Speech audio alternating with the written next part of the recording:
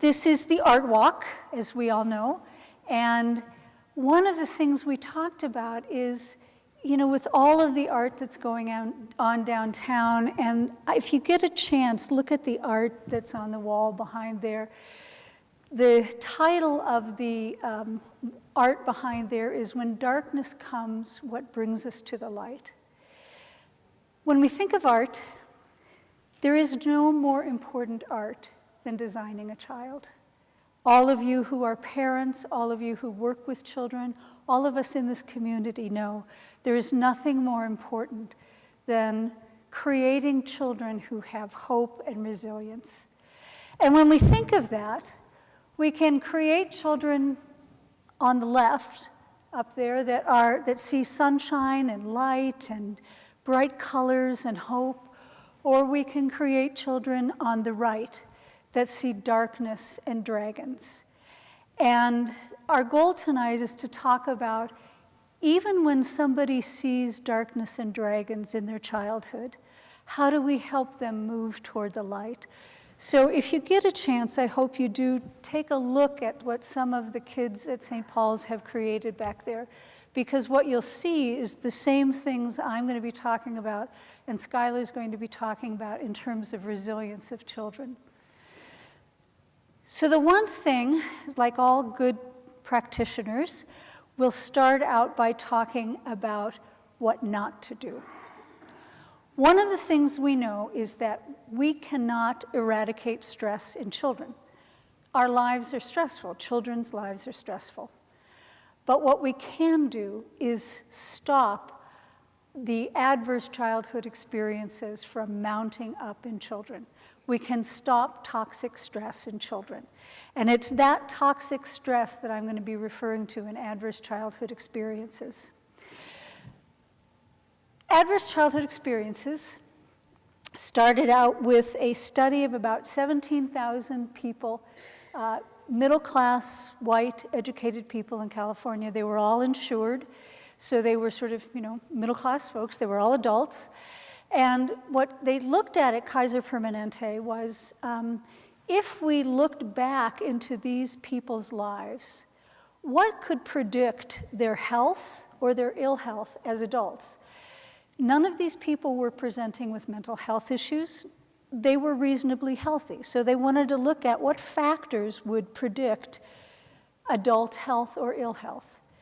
And what they found in these 17,000 people was that there were in common 10 adverse childhood experiences that predicted early death, heart disease, cancer, emotional disturbance, obesity, liver failure in adulthood. That if you looked at these 10 adverse childhood experiences, which are psychological, physical, or sexual harm, emotional or physical neglect, substance abuse, parental separation or divorce, mental illness in the family, witnessing domestic violence, criminal behavior in a family member. Those are the 10 items. And the shocking thing they found was that these adverse childhood experiences were common in a normal, middle-class, healthy population. That 58% of a normal, middle-class, healthy population had at least one adverse childhood experience. That they were clustered. They tended to occur in groups, that a child who was physically harmed was also possibly sexually harmed, also possibly was exposed to alcohol or drug abuse in a parent and had an incarcerated parent. I want to talk for a minute about the difference between harm and trauma. And I know it's sort of a psychological distinction that I make, but these people, the people that were interviewed in this, were not asked, were you traumatized as a child? They were asked, did somebody hurt you physically? Were either of your parents ever jailed? Did somebody leave you? So they were asked in a very sort of non-pathologic way. And what's important about that is that most of these people would not have said that they were traumatized. They would have said, yes, gee, my father hit me. Or yes, my mother drank too much. And so what's important is that we see that these are events that happen to all of us. These are not just events that happen to people who are down and out. These are common. So they're common, they're clustered, and they're cumulative. And what seems to be the tipping point is 4 or more adverse childhood experiences. That if you have 1 or 2, your risk of illness is not as great as if you have 4, 5, 6, 7, 8. And some of the percentages are astounding. That if you have 4 or more ACEs, actually it's 6 or more ACEs, you are 150% more likely to die before the age of 65.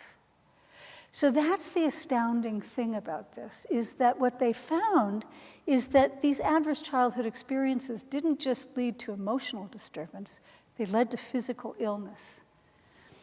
And part of what they understand as the underlying factor, there's a hormone that we have called cortisol, and cortisol typically allows us to recover from stress. But if you are in a patterned, repetitive way, day after day, exposed to the kind of relational stress that you see in these 10 adverse childhood experiences, that cortisol changes. It changes your brain structure, it changes your physical ability to repel illness. It can sort of eat away at your resilience. What's important about this is the Montana sample. So every state has gone through and sampled their population and said, how are things going in Montana? And what we saw is that these percentages are almost exactly the same as the original percentages in California. That about 43% of people have up to 4 adverse childhood experiences, about 17% of us, 17% of a normal population has 4 or more adverse childhood experiences. This is a sample of some of our school-based services kids that Intermountain works with in some of the schools. And you can see the kids that are having the most problem, 88% of the children that we work with have 4 or more ACEs. And they're at high risk to develop illness. So let's look at some of the illnesses that happen because of adverse childhood experiences. Children who are exposed to toxic stress can't attend, they can't keep their attention focused, they can't regulate their emotions, and they can't remember. Because one of the things that cortisol does is it inhibits the parts of the brain that allow you to plan and allow you to remember. And so you have children in a school who are exposed to toxic stress, and they're acting out all over the place. And it's not because they feel like being bad. It's because they have been exposed to, in a patterned, repetitive way, to things that make their world seem dangerous. They respond to even minor threats with heightened reaction, and they're at heightened risk to develop physical and mental health problems as adults. One of the things that's been very interesting of late is that they've found that there are sort of what's called seed neurons that we continue to develop neurons in particular parts of the brain, in our frontal lobe, in our frontal cortex, prefrontal cortex, and in our hippocampus, which is associated with memory. And exposure to toxic stress prevents the development of new neurons in those areas. So as adults, those people can't learn as well. I'm just going to go through some of these slides quickly. This is the relationship between the adverse childhood experiences and depression and suicide attempts.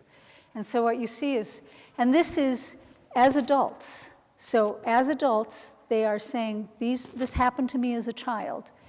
And then this is their health as adults. And what you see is that with 4 or more adverse childhood experiences, the risk of suicide goes way up, the risk of depression goes way up. This is obesity. The risk of obesity goes up. And so we could ask, why does obesity go up if you've had adverse childhood experiences? One of the things that they found was that people who, in the original study, some of the women who were obese said, I need to be obese because I was sexually abused as a child, and I want to make sure that nobody is ever attracted to me again. And so obesity has a function of protecting oneself. This is the risk of ischemic heart disease, and it goes way up at 4 or more adverse childhood experiences. So adversity in childhood leads to heart disease as adults. And that's even, this graph even is controlled for smoking and alcohol, I think. So they've controlled for some of the other factors in that. This is the risk of HIV. So the risk of having sexually transmitted disease and HIV goes way up at 4 or more adverse childhood experiences. So that's the bad news. The good news is it's all of our job as adults to make sure our children and our grandchildren have ACE scores of 0. The other good news of this is that adversity is not destiny. That even with adversity, there can come resilience. And that there is a way to recover from adverse childhood experiences. Our next speaker, Schylar Canfield-Baber, is a master's degreed professional in the School Assistance Foundation. He is on our ChildWise board. He is a recognized speaker on adverse childhood experiences, and he's going to tell you his story and his story of ACEs. All right, thank you guys for having me today. So in order to kind of understand how ACEs applies to my life, you have to understand a little bit of my background. So I entered the foster care system at the age of 6. I was removed in Dillon, Montana, where I was removed after experiencing physical, sexual, emotional trauma. And a lot of my adverse childhood experiences did occur when I was with my biological family, but many of them also occurred while I was in the Montana foster care system itself. So the Montana foster care system, when I was placed into it, was intended to be a temporary safe haven, a short-term type of placement, not a long-term solution. It was only supposed to be one home and one permanent solution. It ended up being 11 foster homes, 2 group homes, 2 children's homes, and around 50 different respite providers. Respite providers are short-term foster homes or weekend foster care programs, and there are good benefits to those programs, and there are some drawbacks to that. Respite is intended to provide foster families and the foster youth with respite from each other, a chance to get a break. Sometimes those relationships are kind of intense because of the trauma that either the parents or the youth have experienced. For me, though, it was also used to put me away when they needed to go on family vacations or major holiday functions. So there was some adversity that came from that when you're watching from the outside. With my story, though, it's not all negative. So what you see today is someone who is able to overcome a lot of the adversity that was tossed at him, but not necessarily all of it. So on the surface, you see someone who looks healthy, but one of the statistics has to do with heart disease and blood pressure. I'm 32 years old, I work out avidly, and I'm on blood pressure meds to control my hypertensivity, or whatever they call it. But I'm under control with the help of that. So the outcomes are happening throughout my life as I go through this, and some of the stuff I'm still learning about myself. I'm diagnosed with attachment reactive disorder. I'm also dealing with post-traumatic stress as an adult, which I've overcome. But I'm actually working myself on kind of counteracting some of those adverse childhood experiences. And I've gone through something called neurofeedback, which is brainwave retraining to enable my own brain to take control of itself and regulate itself, so that way some of the negative trauma that I experienced as a child is kind of pushed back a little bit. My story, though, is not all negative, and I already talked once for Challenge Helena a little bit about my negative background, and today I'm here to talk more about what happens when resiliency kicks in, and what are the major factors that we can do as a community to kind of move forward beyond what we already know, that bad things happen, bad things cause additional bad things for adults, so now what do we do? So I'm just going to, further into this talk, I'll share a little bit more about my experience and my story, but obviously it didn't end too bad, and I'm still here, and I'm hopefully going to live past 65, but we'll see how that goes. Okay, so I'm going to talk a little bit about just resilience factors in general. And if you look back there at what some of the kids have done, they've nailed it. They've figured out some of the resilience factors. So when you get a chance, look at some of the pictures and then the discussion underneath. They talk about things like love. One of the most important factors for resilience that each of us can do is connection. Connection with children who have some adversity in their life. It doesn't have to be a therapeutic connection. It doesn't have to be a, I'm here forever connection, but one solid connection with a child who has gone through adversity actually will change their ability to use serotonin. There has been a study that looked at just one connection, and serotonin is the hormone or the neurotransmitter associated with depression. So just one connection can change a child's biology. Competence, and part of that connection, by the way, and Schylar will talk to this later too, is empathy. It's about listening to children. If you don't listen, if you don't ask children what they're feeling, they won't tell you. But if you ask them, they'll tell you.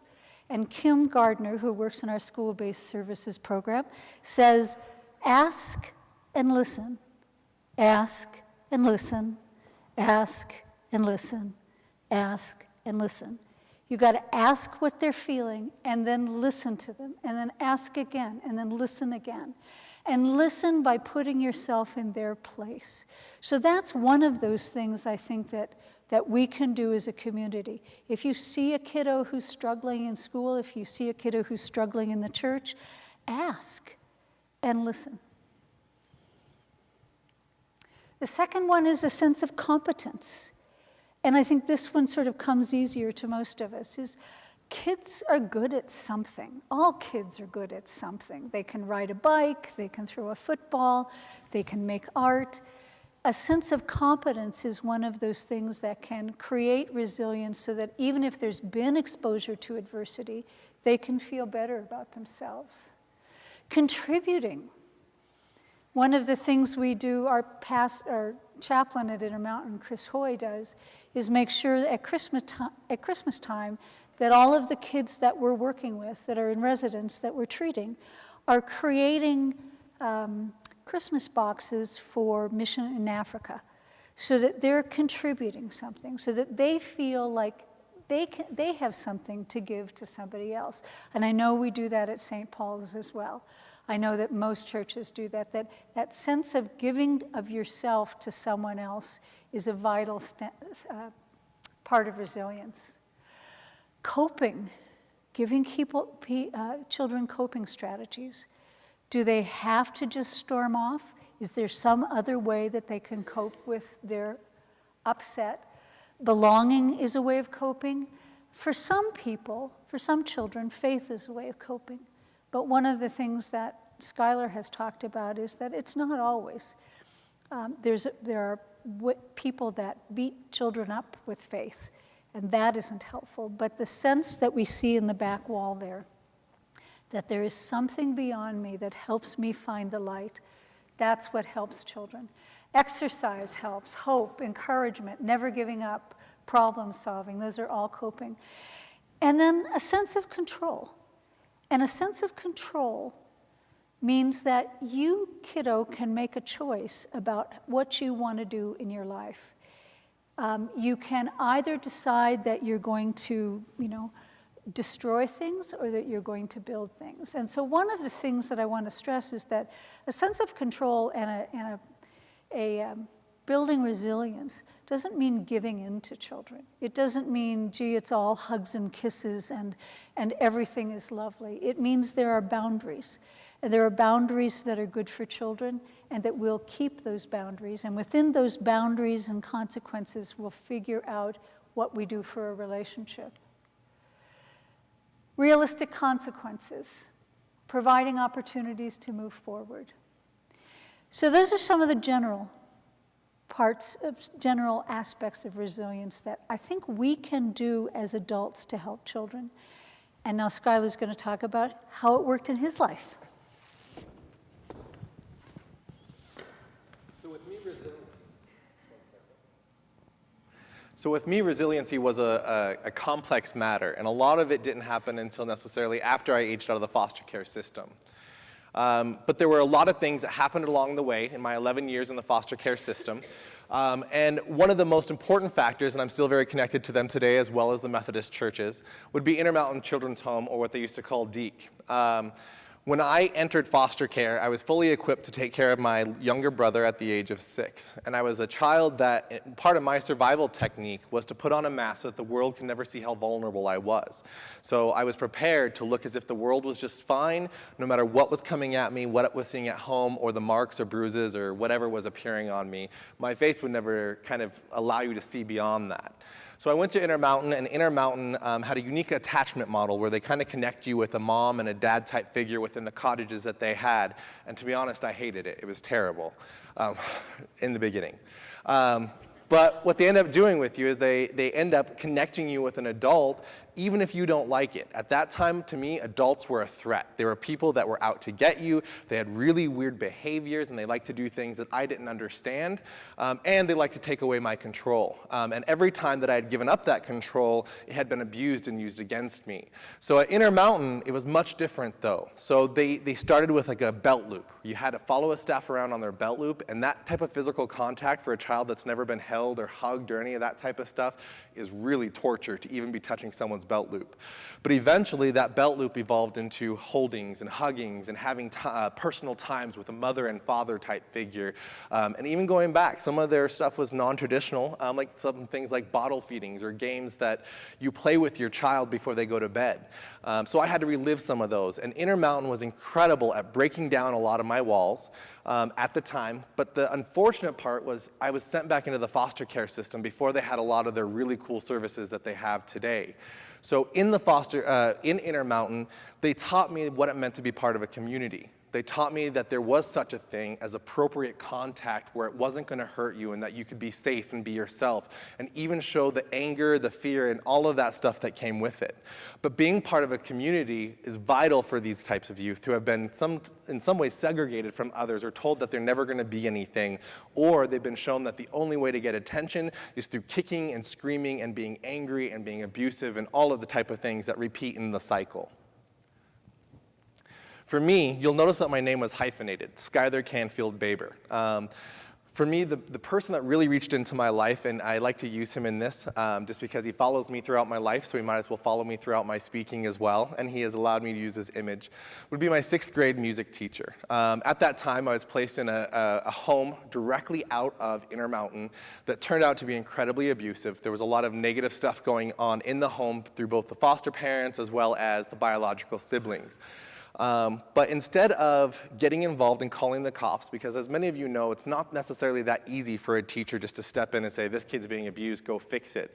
There's a lot of stuff that has to happen in some areas of gray that can complicate it. So instead of going that route, because I was already in foster care and the state was already involved in my life, he ended up getting me involved in things that built my competencies and got me connected with my community. He got me involved with theater and dance and music and community to the point where I was never home to be in those dangerous situations. And that also provided me with roots, because I didn't have a root. I had moved so many times that I was kind of scattered and shattered. But theater and that type of stuff builds a family because you're there all the time. You're in shows with them, so you're there every night. There's rituals. You just kind of get in the habit of being part of that family. After I got into adulthood and kind of grew up and understood what it meant to have an adult connection, I was eventually adopted at the age of 25. So it's been 6 years now that we went through an adult adoption, and that's why my name is hyphenated, so Schylar Canfield-Baber. So this man is who I kind of say saved my life, and he has saved my life in more than one way and in multiple ways. As many of you guys know, helping your child does not stop once they turn 18, and even as an adult, this man has been in my life. I've never lived with him.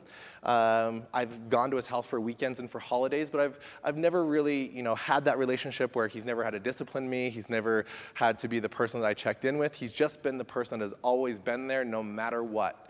And there were periods of time when I was in foster care care where I didn't talk to him for a very, very long time.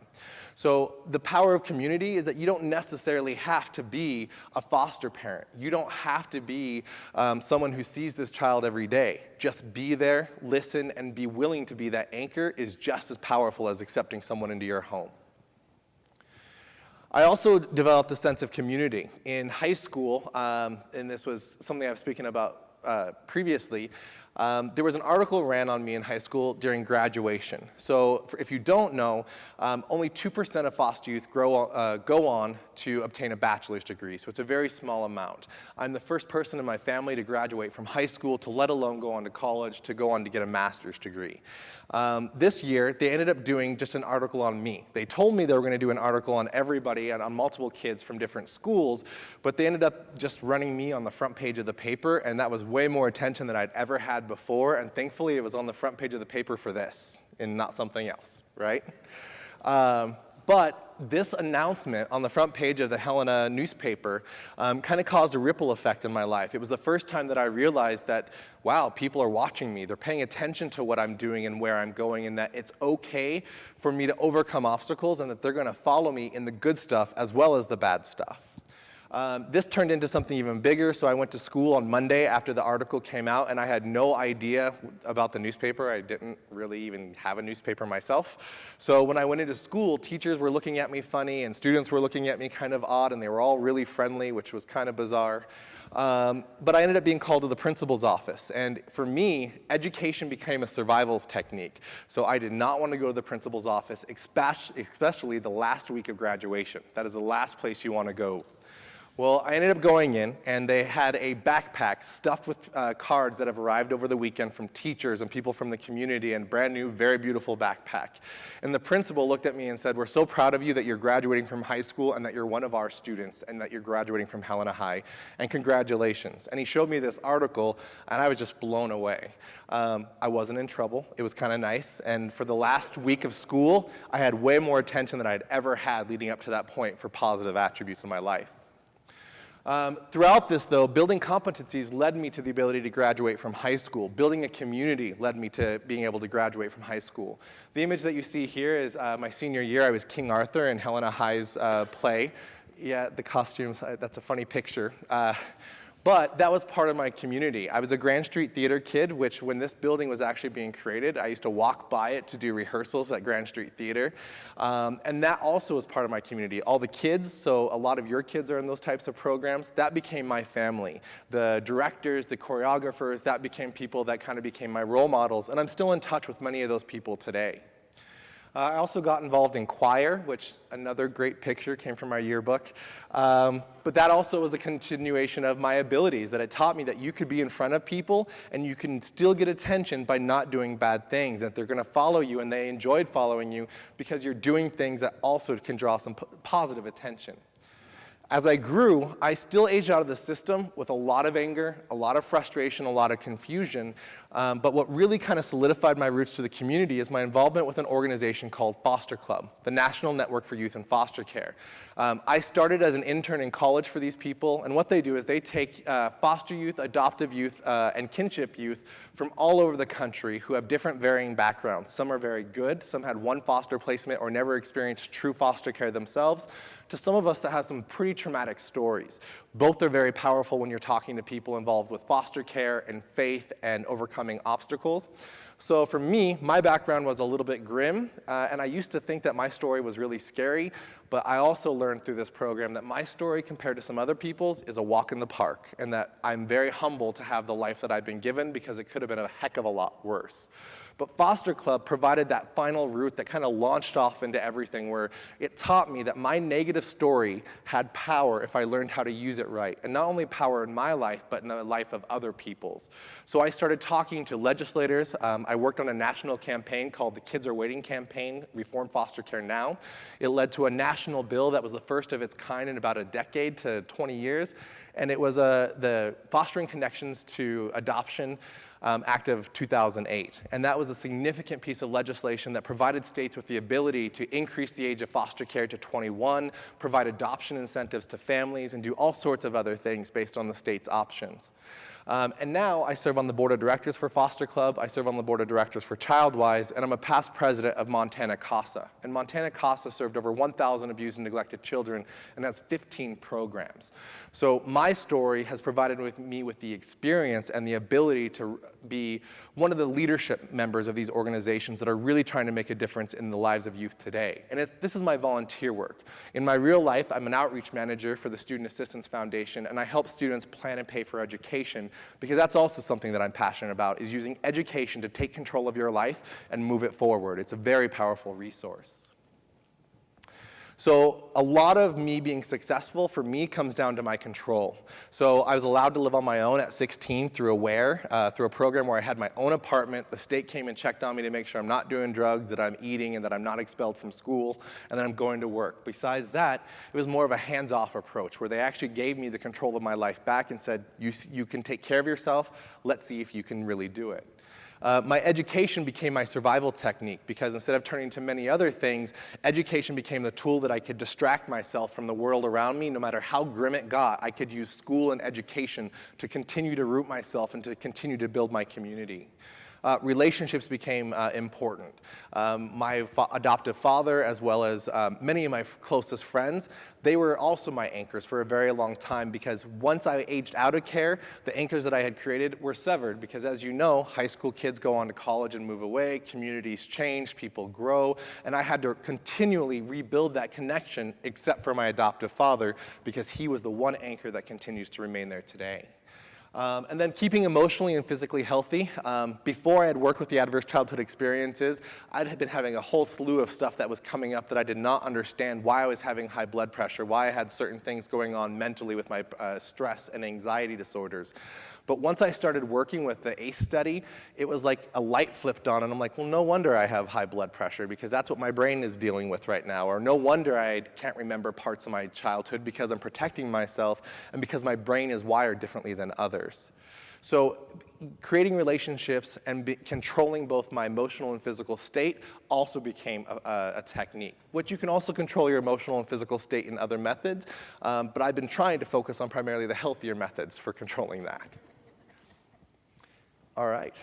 So for me, a lot of my adversity has not been necessarily overcome, and it's not about dominating or controlling me where I'm going, but as a community member, our abilities come in what we can do to others. And a lot of it comes to me for the golden rule. Treat others as you want to be treated. Don't tolerate bullying. If you see someone in crisis, don't just turn your head away, but you also don't have to be a therapist and try to fix it for them. Sometimes it's just being a connection, that I'm here, I know it hurts, or I know you're proud, or whatever the emotion that they're experiencing, and that's all you have to do. But it's also about going out into your communities and understanding that as an individual, if you walk away, you're not being part of the solution. So I encourage everybody, whether you're young or old, to be part of your community, to try to impact the lives of those around you, and to not be silent, and to be the light for those that are alone in the dark. Thank you.